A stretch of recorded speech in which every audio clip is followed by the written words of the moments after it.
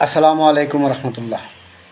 Viewers, সাম্প্রতিক কিছু issue নিয়ে কথা বলবো। যদি ধৈর্য সহকারে শুনতে পারেন তাহলে অবশ্যই শুনবেন, আর নতুবা স্কিপ করবেন। তো আমি কথা বলবো এখন সবচেয়ে প্রধান ইস্যু নিয়ে। এখন সেটা হচ্ছে সংস্কার, রাষ্ট্রের সংস্কার, রাজনীতির সংস্কার। তাই নিয়ে এখন প্রচুর কথাবার্তা হচ্ছে। তো এখন যা দেখা যাচ্ছে, সাধারণ জনগণ এবং ছাত্র জনতা, যাদের বুকের তাজা রক্তে আজকে জুলাই বিপ্লব হলো এবং আগস্টে এসে আমরা পুনরায় নতুন করে স্বাধীনতা লাভ করলাম, তাদের চেয়ে বেশি, জনগণ চেয়ে বেশি তারা হচ্ছে এখন রাজনীতিবিদ এবং রাজনৈতিক দলগুলোর, যারা গতানুগতিক রাজনীতি করছে। আগে সে আওয়ামী লীগের পরে বিএনপি, বিএনপির পরে আওয়ামী লীগ, জাতীয় পার্টি, এরকম করে করে যে রাজনীতি করে বিগত 54 বছর বাংলাদেশকে শোষণ করে খেয়েছে এবং বাংলাদেশটাকে আবর্জনায় ভরে ফেলেছে। দুর্নীতির আবর্জনা, সন্ত্রাসের আবর্জনা, চাঁদাবাজির আবর্জনা। আজকে মনে করেন সে আবর্জনা নিয়েই রাজনীতিবিদরা আগাইতে চায়। কিন্তু যেই রাজনীতিবিদরা যাদের জন্য রাজনীতি করে, দেশের জন্য, জনগণের জন্য, জনগণরা কিন্তু চাচ্ছে না এটা। জনগণ চাচ্ছে যে একটা পরিচ্ছন্ন এবং সংস্কার হয়ে পরিবেশে, সুন্দর পরিবেশে একটা নির্বাচন হোক। সেটা স্থানীয় নির্বাচন আগে হোক কিংবা সংসদীয় নির্বাচন আগে হোক। কিন্তু এখন রাজনৈতিক দলদের তারা বেশি। আমি কার কথা বলবো? আমি শুধু বিএনপির কথা বলবো না, শুধু জামাতের কথা বলবো না, সকল রাজনৈতিক দলগুলোই ম্যাক্সিমামই তারা সবাই খালি এখন দ্রুত নির্বাচন দিয়ে ক্ষমতা ভাগাভাগির জন্য পায়তারা করতেছে। তারা মনে করতেছে আওয়ামী লীগ ধূলিসাৎ হয়ে গেছে, আওয়ামী লীগ এখন চাপে আছে, এখন মাঠ খালি আছে, আমরা খালি মাঠে গোল দিয়ে খালি কোনো রকম জায়গাগুলো দখল করবো। যেখানে যেখানে আওয়ামী লীগ চাঁদাবাজি করছে, সন্ত্রাসী করছে, দুর্নীতি করছে, রাজধানী করছে, সেখানে সেখানে আমরা রিপ্লেস হয়ে যাব। ইতিমধ্যে অলরেডি রিপ্লেস শুরু হয়ে গেছে। তাহলে এই কি ছিল এত বড় একটা বিপ্লবের সারাংশ এবং বিপ্লবের উদ্দেশ্য, চেতনা? ছাত্ররা কি একটা দলকে ক্ষমতায় নামিয়ে আরেকটা দলকে ক্ষমতা আনার জন্য এটা করেছে? তাহলে আজকে এই সংস্কার নিয়ে এত কথা কেন? আসলে কি জানেন, মেন বিষয়টা হচ্ছে বাংলাদেশের মানুষের নীতির পরিবর্তন এখনও হয় নাই। বিশেষ করে যারা রাজনীতিবিদ, তাদের নীতির পরিবর্তন এখনও হয়নি।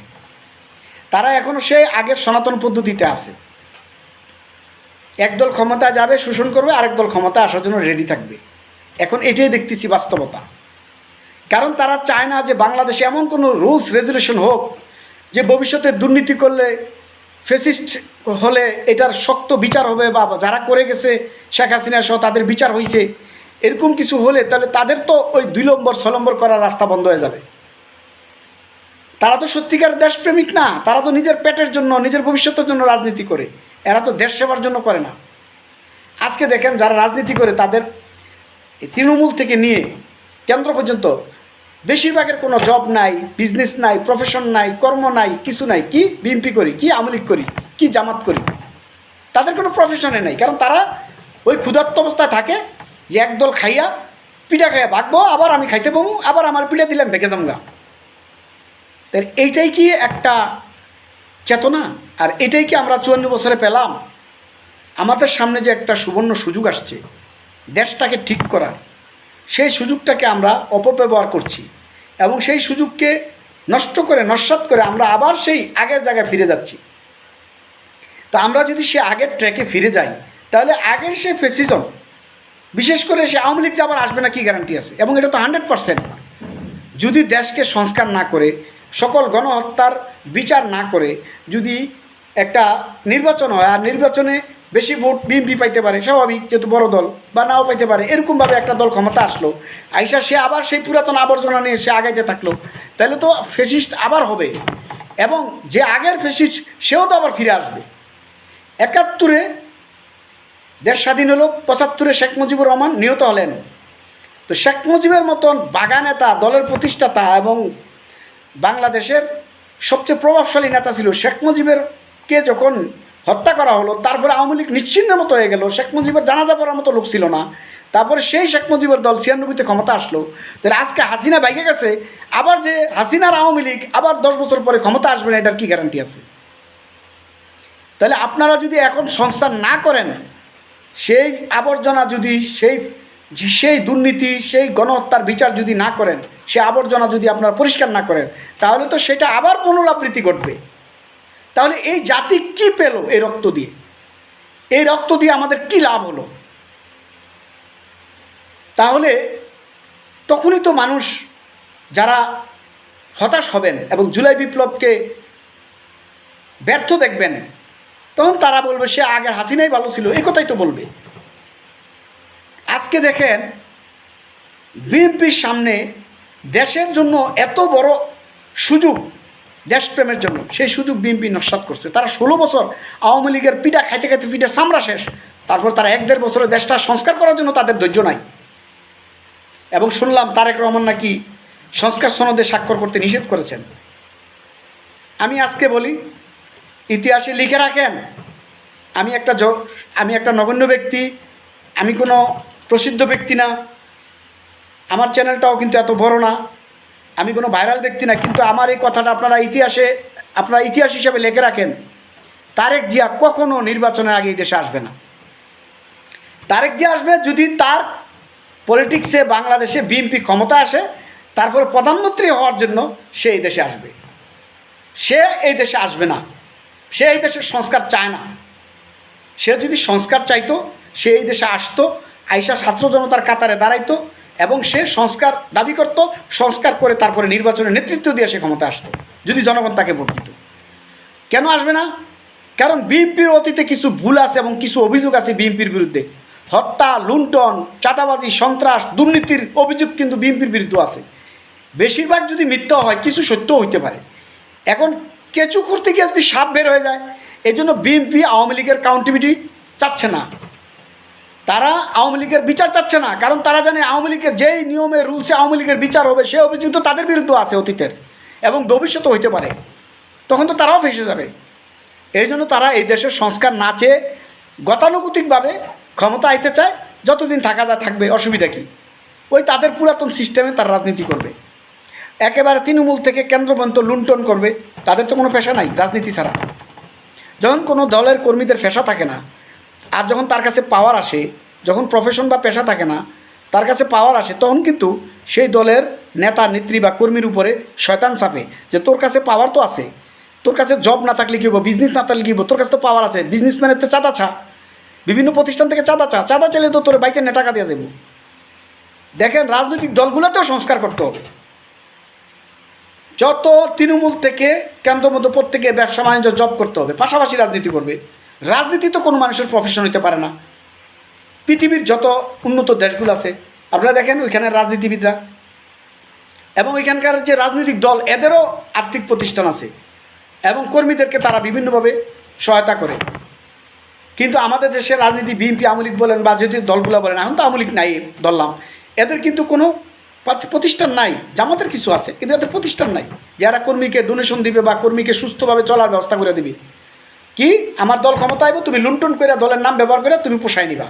অর্থাৎ 16 বছর আওয়ামী লীগের কাছে মার খাইবা, তারপরে বিএনপি আবার ক্ষমতা আসবো, ওই 16 বছরের লস আবার উঠাই নেবা। তার মানে জনগণ পীড়ায় খাইলো, জনগণ চান্দায় দিল, জনগণ সেই আগের মতো নির্যাতিতই রইল। মাঝখানে দল চেঞ্জ হলো, চেহারা চেঞ্জ হলো। তাহলে এই সিস্টেমের জন্য বিএনপি এখন প্রস্তুত, বিএনপির সাথে কিছু অঙ্গ সংগঠনও প্রস্তুত, বিএনপির কিছু জোট প্রস্তুত এবং অন্যান্য ছোটো ছোটো রাজনীতিবিদ বা রাজনৈতিক দলেরা ভাগ নেওয়ার জন্য প্রস্তুত। বিএনপির থেকে 5টা-10টা সিট নিব, একটা মন্ত্রী নিব। অর্থাৎ ওই যে 4 দলীয় ঐক্যজোট, ওই যে মহাজোট আওয়ামী লীগের, ওই সিস্টেমে বয়ে রয়েছে তারা। মনে রাখবেন, এই জুলাই বিপ্লব যদি ব্যর্থ হয়, তাহলে বাংলাদেশ ব্যর্থ হবে, বাংলাদেশ একটি ব্যর্থ রাষ্ট্রে পরিণত হবে, বাংলাদেশ সিরিয়ার মতো আফগানিস্তানের মতো হয়ে যাবে, সেখানে গৃহযুদ্ধ হবে এবং সেখানে আর গণতন্ত্র আসবেই না, উল্টা আরও বাংলাদেশ অর্থনৈতিকভাবে অনেক পিছিয়ে যাবে। এইভাবে যদি চলতে থাকে তাহলে আমি মনে করি বাংলাদেশে সামরিক শাসন চলে আসো 2-3 বছরের জন্য।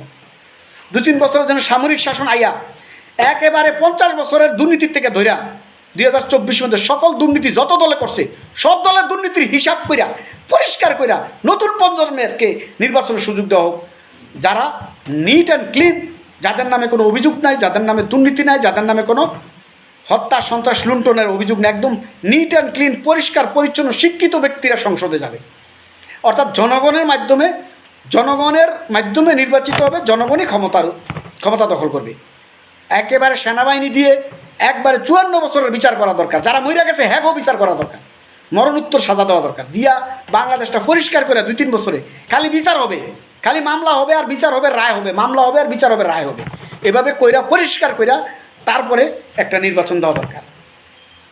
এতে যদি কোনো দলের প্রধানও সাজামুক্ত হয়ে যায়, ওই দেখা দলের প্রধানের সাজা হলে পরবর্তী প্রধান দলের পরের যে নেতা আছে সেই নেতা দলের দায়িত্ব নিব। ব্যক্তি বড় না দেশ বড়, দেশ বড় না দল বড়, আপনারা বলেন? অবশ্য দেশ বড়।